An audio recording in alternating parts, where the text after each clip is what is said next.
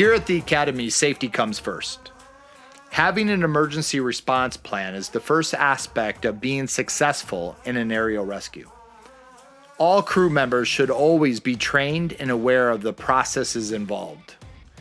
We teach a variety of rescues that are suitable for most cases.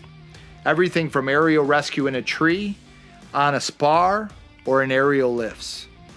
We believe that through proper work positioning, we are able to increase safety while working, as well as during a potential rescue.